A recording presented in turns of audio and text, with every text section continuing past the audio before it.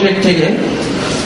এগুলা হচ্ছে মোটামুটি আপনার প্রথম দিকে .NET ওপেন সোর্স প্রজেক্ট, মানে যেগুলো এখন পর্যন্ত আপনার টিকে আছে, এবং নতুন গুলার ভিতরে আছে হচ্ছে কি আপনার অটোফ্যাক্ট, এটা একটা IOC container, inversion of control, any injector same, MSP হচ্ছে এটা BDD framework, behaviour driven development, SpecFlow হচ্ছে কি আপনার ইন্টিগ্রেশন টেস্ট। আপনারা যদি কেউ রুবির কিউকাম্বার ইউজ করে থাকেন তাহলে এটা আমি আপনাদেরকে একটু পরে দেখাবো যে কিভাবে স্পেকফ্লো থেকে ওই যে আপনার টেস্টের ক্ষেত্রে বলা হয় না যে আপনার এক্সিকিউটেবল স্পেসিফিকেশন, যে আপনি একটা কোনো একটা ফিচার অথবা কোনো একটা ইউজ কেসকে ইংলিশ টেক্সটে লিখতেছেন এবং সেটা থেকে আপনার কোড জেনারেট হয়ে অটোমেটিক সেই ফিচারটা আপনার ভেরিফাই করা হচ্ছে, সেটা হচ্ছে স্পেকফ্লো। এটা মেনলি হচ্ছে যে আপনার আসছে কিউকাম্বার নামে একটা প্রজেক্ট থেকে, যেটা হচ্ছে আপনার ইন্টারনালি ইউজ করে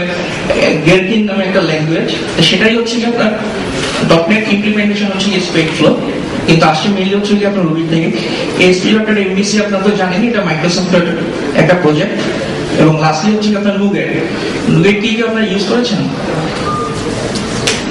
নুগেট, আচ্ছা, নুগেট জিনিসটা হচ্ছে যে এই যে আমরা যে এই অ্যাড রেফারেন্স করি ভিজুয়াল স্টুডিও থেকে, যে বিভিন্ন রকম প্রজেক্টে DLL আনতে হয়, তা আপনারা যদি এরকম অন্যান্য যদি প্রজেক্ট ইউজ করেন অন্যান্য কোম্পানির অথবা বিভিন্ন ওপেন সোর্স প্রজেক্টে, ওটা প্রায় একটা সমস্যা হয় যে আমাদেরকে অন্য কোনো প্রজেক্ট যদি আপডেট হয় সেই প্রজেক্টের সাইডে যেতে হয় বা আপডেট করতে হয়, এগুলো একটা বিরাট বড় সমস্যা। প্লাস বিভিন্ন ওপেন সোর্স প্রজেক্টে আবার অন্য ওপেন সোর্স প্রজেক্টের আপনার ডিপেন্ডেন্সি থাকে, যেমন ধরেন NIBAT ডিপেন্ড করে হচ্ছে গিয়ে আপনার ক্যাসেল প্রজেক্টের উপরে, ক্যাসেল আবার ডিপেন্ড করে লগ4net। এটা এই সমস্ত কিছু আপনার ম্যানেজ করাটা আপনার খুব ডিফিকাল্ট। এর জন্য মাইক্রোসফট নতুন একটা, অ্যাকচুয়ালি এটা মাইক্রোসফট হলো, এটা মাইক্রোসফটের সিস্টেম কনসার্ট আউটার ওয়ার্ল্ড নামে একটা কোন মাইক্রোসফটের ইস্যু থেকে বের করেছে। এটা হচ্ছে নুগেট, এটা হচ্ছে অনেকটা আপনার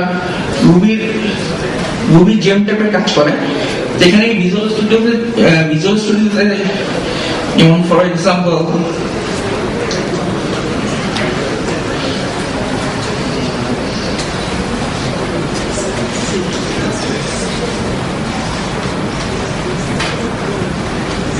ভিজুয়াল স্টুডিও, এখানে এই ভিজুয়াল স্টুডিওতে যখন আপনারা এরকম প্রজেক্ট রেফারেন্স দিবেন তখন আপনার এখানে নতুন অপশন আপনার থাকে হচ্ছে গিয়ে এই ম্যানেজ নুগেট প্রজেক্ট। এখানে আপনি এটা অ্যাকচুয়ালি অনলাইন থেকে আপনার নিয়ে আসে যে কি কি প্রজেক্ট লিস্ট আছে, এই নুগেটে আপনি আপনার যে কোনো ওপেন সোর্সের প্রজেক্ট আপনি ওখানে পাবলিশ করতে পারেন। তো পাবলিশ করলে এরকম ভিজুয়াল স্টুডিওতে অটোমেটিক্যালি সেটার আপনার আর কি দেখা যায়। মনে হচ্ছে ইন্টারনেট কানেকশন স্লো, যে কারণে আসতেছে না। এটা হচ্ছে এই ভার্সন ম্যানেজমেন্ট এবং এই বিভিন্ন ডিপেন্ডেন্সি ম্যানেজমেন্টের জন্য সাংঘাতিক প্রয়োজনীয় জিনিস, যেটা অনেক আগে আমাদের দরকার ছিল। এখন এই প্রেজেন্টেশনে যদি আমরা যাই তাহলে এই মোটামুটি এটাই হচ্ছে কি আপনার কি যে পুরোনো কিছু আপনার প্রজেক্ট ছিল যেগুলা এখন পর্যন্ত টিকে আছে, অনেকগুলো যেমন হয়ে গেছে। লেটস সে আপনার NN অনেকদিন যেমন অ্যাক্টিভ ডেভেলপমেন্ট হয় না, মনোরেল সেটাও আপাতত অ্যাক্টিভ ডেভেলপমেন্টের মধ্যে নাই। আচ্ছা, ওপেন সোর্স প্রজেক্টের জন্য আপনি শুরু করবেন, আপনাকে প্রথমেই লাগবে হচ্ছে এটা source control system. Excuse me,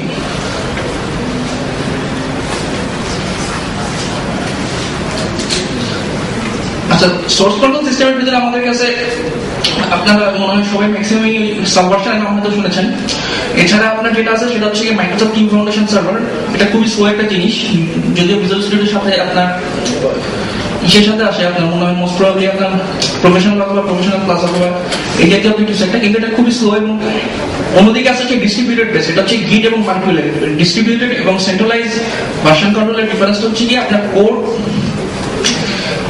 ডিস্ট্রিবিউটরের ক্ষেত্রে প্রত্যেকটা কপি হচ্ছে একটা সার্ভার, সেন্ট্রালাইজের ক্ষেত্রে অনলি সার্ভার আপনার কোড থাকে, ডিস্ট্রিবিউটেড আপনার সার্ভারের কোড থাকে। কিন্তু আপনি যখন সেই সোর্স কন্ট্রোল নিয়ে কাজ করতেছেন তখন আপনাকে অল ডিসকানেক্টেড থাকলেও হয়, যেটা আপনার ইস্যু সম্ভব। কিন্তু মেইনলি যেটা সুবিধা সেটা হচ্ছে ডিস্ট্রিবিউটেড বেসে আপনি যখনই কাজ করবেন তখন হচ্ছে কি আপনি ব্রাঞ্চ করবেন এবং মার্চ করবেন, ব্রাঞ্চ করবেন এবং মার্চ করবেন। অন্যদিকে যারা এই সেন্ট্রালাইজ সোর্স কন্ট্রোল নিয়ে কাজ করছে তারা জানে যে মার্চ করা এবং ব্রাঞ্চ করা যে কি পরিমাণ ডিফিকাল্ট। সাধারণ এবং সবচেয়ে বড় যে সুবিধাটা হচ্ছে কি ডিস্ট্রিবিউটেড ভার্সন কন্ট্রোল আমি যে কোনো সময় যে কোনো একটা ব্রাঞ্চ করে বিভিন্ন এক্সপেরিমেন্ট করতে পারি। সেই এক্সপেরিমেন্ট যদি ভালো হয় আমি আবার মেইন করে আমি মেইন ব্রাঞ্চে আমি সেটা কোডটাকে আবার নিয়ে গেলাম, অথবা আমি সেই কোডটাকে ফেলে দিলাম, অথবা আমি মানে যা খুশি করলাম। এরকম ভাবে যেটা দেখা যায় যে সেটা হচ্ছে যে এক একটা ডিস্ট্রিবিউটেড আপনার কন্ট্রোলে সাংঘাতিক পরিমাণ হচ্ছে কি আপনার ব্রাঞ্চ থাকে। আর ওদিকে আপনার সেন্ট্রালাইজ যারা ইউজ করেছেন এসবিএন এবং টিম ফাউন্ডেশন সার্ভার, ওদের ওয়ার্কফ্লোর মডেলটা সম্পূর্ণভাবে হচ্ছে ডিফারেন্ট। ওরা সবার কোড একবারে নেয়, নিয়ে সেটা ঢুকায়, তারপরে সেটা বিল্ড করে, আবার নতুন কোনো ফিচার করাটা হচ্ছে খুব ডিফিকাল্ট। এর থেকে এই ডিস্ট্রিবিউটেড কন্ট্রোলের মডেল খুবই ইজি, আপনাকে কখনোই সার্ভারের সাথে কানেক্টেড থাকতে হয় না। এবং সবচেয়ে সুবিধা যেটা হচ্ছে গিয়ে আপনাকে কখনোই সেই প্রজেক্টের মেম্বার হতে হয় না। সেই প্রজেক্টের মেম্বার হতে হয় না মানে হচ্ছে এরকম যে লেটস সে আমার একটা প্রজেক্ট আছে, প্রজেক্ট এক্স। এখন যে কেউ সে প্রজেক্টটা ওপেন সোর্স, আপনি ইচ্ছা করলে সেই প্রজেক্টটা ফর্ক করলেন। ফর্ক করা মানে হচ্ছে যে আপনি আপনাকে একটা কপি এনে রাখলেন, দেন আপনি সেই প্রজেক্টের কিছু নতুন ফিচার লাগান, কিছু বাগ ফিক্স করেন, যা খুশি করে আপনি সেই কোডটা আপনার আপনার নিজের যে কপি আছে সেখানে আপনি কমিট করলেন। কমিট করে আমাকে একটা পুল রিকোয়েস্ট করলেন। পুল রিকোয়েস্ট মানে হচ্ছে যে আমি তোমার এগুলো ফিক্স করেছি, আমার সে যে অনলি যে চেঞ্জ গুলো করেছে সেটা নিয়ে একটা প্যাচ আপনার তৈরি হয়। সেই প্যাচ এসে অরিজিনাল যে প্রজেক্ট ওনার আছে তার কাছে আসে। সে ইচ্ছা করলে সেই প্যাচটা তার কোড বেসে মার্জ করতে পারে, অথবা যদি কোনো সমস্যা থাকে সেটাকে রিজেক্ট করে দিতে পারে। এভাবে যেটা হয় যে আমাকে কোনো প্রজেক্টের জন্য আলাদা আলাদা করতে হচ্ছে না, যে কেউ যে কোনো কোড নিয়ে আপনার মডিফাই করতে পারতেছে, এক্সটেন্ড করতে পারতেছে, সমস্ত কিছু করতে পারতেছে, এবং সে এই প্রজেক্ট ওনারকে পুল রিকোয়েস্ট করতে পারতেছে। মোটামুটি নন মাইক্রোসফট যে সমস্ত প্রজেক্ট গুলো আছে, লেটস সে যেমন ধরেন রুবি অন রেলস, পাইথন, এছাড়া হচ্ছে আপনার Node.js অথবা এই জাতীয় কমিউনিটিতে এই প্রজেক্ট মডেল, এই সোর্স কোড মডেলটা হচ্ছে খুবই পপুলার, কারণ এখানে অনেক বেশি কমিটার থাকে। যেমন লাস্ট রুবি অন রেলসে আপনার ওভার 400 এর উপর মানুষ আপনার হচ্ছে সেই প্রজেক্টে কোড কমিট করেছে। সেটা এই নর্মাল সেন্ট্রালাইজ সার্ভার দিয়ে ম্যানেজ করা প্রায় অসম্ভবই। এবং ওখানে যে আপনার দুটা ডিস্ট্রিবিউটেড ভার্সন কন্ট্রোল আছে, গিট এবং মার্কিউরিয়াল। গিটের উৎপত্তি হচ্ছে কি লিনাক্স টর্ভালভস মেইনলি সেটা লিনাক্সের কার্নেল মেইনটেইন করার জন্যই আর কি বানানো হয়েছিল। তা এরপরে সেটা অন্যান্য কমিটির ভিতরে সাংঘাতিক রকম পপুলারিটি পায়। মার্কিউরিয়াল একই রকমেরই জিনিস, ডিস্ট্রিবিউটেড, বাট দুইটার কাজের ভিতরে একটু ডিফারেন্স আছে। মার্কিউরিয়াল একটু ইজিয়ার গিটের থেকে। আচ্ছা, নেক্সট আসি আমাদের সোর্স কন্ট্রোল। যে কোনো একটা সিলেক্ট করার সবচেয়ে ভালো হচ্ছে কি যে কোনো ডিস্ট্রিবিউটেড কন্ট্রোলটাকে ইউজ করা, সেন্ট্রালাইজ গুলো না।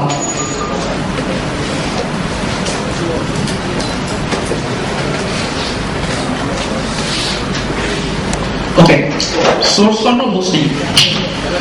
সোর্স কন্ট্রোল হোস্টিং মানে হচ্ছে আমি সোর্স কন্ট্রোল কোথায় রাখবো। আপনারা যদি কেউ ওপেন সোর্স প্রজেক্টে না কাজ করে, যদি প্রফেশনালি কাজ করে থাকেন, সেক্ষেত্রে দেখা যায় যে আপনাদের একটা সার্ভার থেকে সেখানেই সবাই কোড কমিট করতেছেন, সেখান থেকে নিয়ে আসতেছেন। কিন্তু এরকম যদি হয়ে থাকে যে আপনাদের এখানে একটা টিম কাজ করতেছে, অন্য দেশের একটা জায়গায় টিম কাজ করতেছে, এরকম সেক্ষেত্রে উপায়টা কি? সেক্ষেত্রে আপনারা হয়তো এসে আমেরিকায় অথবা মানে সে দেশে হয়তো আপনাদেরকে কোড কমিট করতে হয়।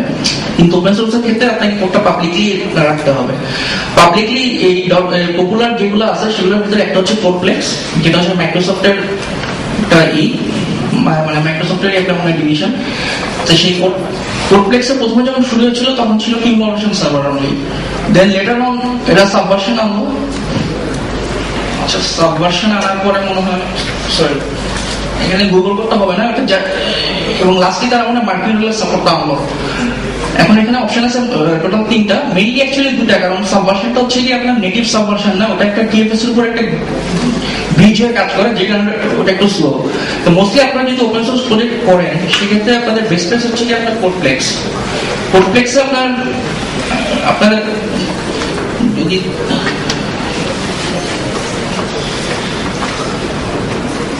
আচ্ছা, কোডপ্লেক্স থেকে আমি একটু দেখাই আপনাদেরকে। এখানে মনে হয়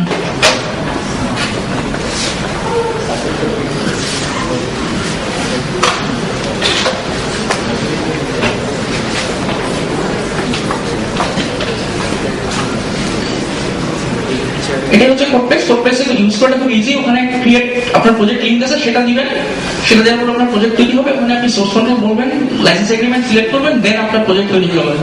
নেক্সট যে নিয়মটা সেটা হচ্ছে আপনাকে 30 দিনের ভিতরে মানে 30 days এর ভিতরে আপনাকে প্রজেক্ট পাবলিশ করতে হবে, নাহলে আদারওয়াইজ কোডপ্লেক্স প্রজেক্টকে ডিলিট করে দেবে। এছাড়া আপনি কোডপ্লেক্সের যে সুবিধাগুলো পাবেন, লেটসে আমি যদি আমার যে কোনো একটা প্রজেক্টে যদি যাই, সেক্ষেত্রে আপনার সেখানে আপনার ইস্যু ট্র্যাকার আছে। এই ইস্যু ট্র্যাকার গুলো যদি আপনি আবার টিএফএস ইউজ করেন, সেখানে আপনি ইন্টিগ্রেটেড মনে হয় মোস্ট প্রবলি পাবেন।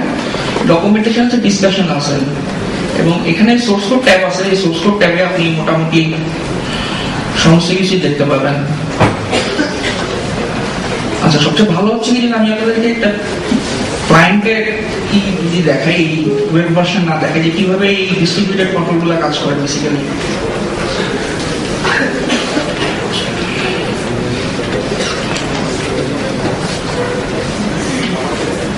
আচ্ছা, লেটসে আমি এটা এখানে সোর্স কন্ট্রোল যেটা ইউজ করা হচ্ছে সেটা হচ্ছে আপনার মাল্টিওয়েল।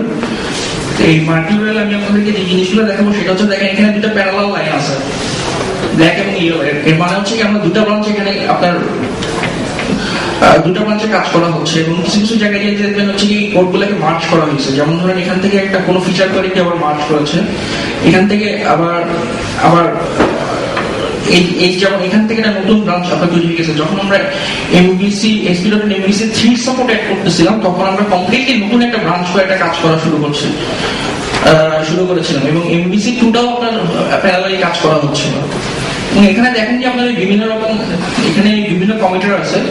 আমার নাম হয়তো এখন দেখছেন উপরে যে আরেকটা ছেলে আছে হাজি, সে মনে হয় অন্য জায়গায় ইউক্রেনিয়ান মোস্ট প্রবাবলি। এর সাথে আমার এই দেখা হচ্ছে যে আপনার এখানে এই প্রজেক্টে ইন্টারেস্টেড কাজ করতেছে। আমি তার সাথে ওভাবে কোনো স্কাইপেও কোনো ডিসকাশন ওভার মেয়ে অথবা এই কোডপ্লেক্সে এইভাবে সে কাজ করে আর কি।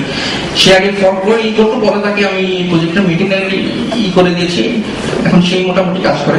এটা হচ্ছে কি আপনার এরকম এই মাল্টিওয়েল, এখানে বিভিন্ন অপশন আছে। যেমন আমি ইচ্ছা করলে যে কোনো পয়েন্টিং টাইমে চলে যেতে পারি। আমি যদি এখানে যে বলি লেটস সে আপডেট, দেন আমার কোডটা এখানে আবার এসে রোল ব্যাক হয়ে যাবে।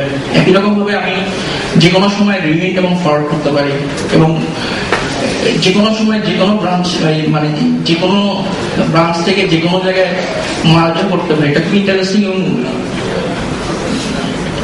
এবং সাংঘাতিক পাওয়ারফুল। একই রকম ভাবে আপনার এই যদি গীতেও আসেন, গীতেও মোটামুটি আপনার এই একই রকম ভাবেই আপনার কাজ করে।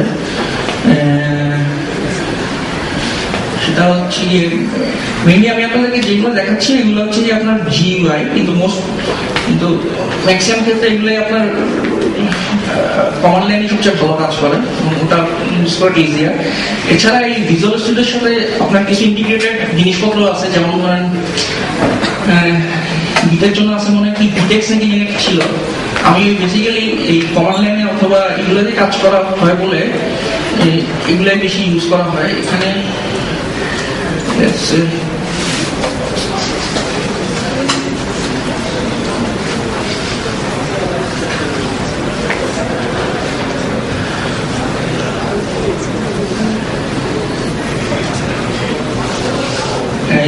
যেটা আমরা সাধারণত উইন্ডোজে রান করেন, এটাকে ওই একটাই অনেকটা সিগমিন টাইপের জিনিসপত্র আর কি আপনার রান করতে হয়। তা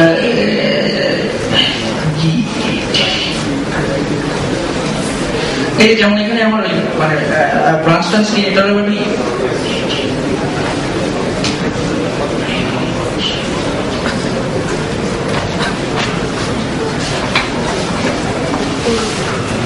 এটা ইউআই ক্লায়েন্ট এরকম যে দেখেন একদম আপনার বিভিন্ন রকম যে ব্রাঞ্চিং এরকম এই আপনার হচ্ছে কালারিং যেগুলো আছে, এগুলো সবই হচ্ছে কি আপনার এই বিভিন্ন প্রজেক্ট মেম্বার বিভিন্ন সময় যেরকম আপনার কমিট করছে, এগুলো হচ্ছে কি আপনি যখনই একটা ফিচার করতেছেন, ফিচারটাকে আপনি একটা ব্রাঞ্চ করতেছেন, লেটস সে ফিচার এক্স যখন আপনি কমপ্লিট হচ্ছে, আপনি সেটাকে আবার আপনার মেইন ব্রাঞ্চে আপনার মার্ক করতেছেন। এইভাবে আর কি এটা হয়। এবং হচ্ছে যদি আপনার অন্য কোনো যদি প্রজেক্টের কোনো এক্সটার্নাল কেউ যদি আপনাকে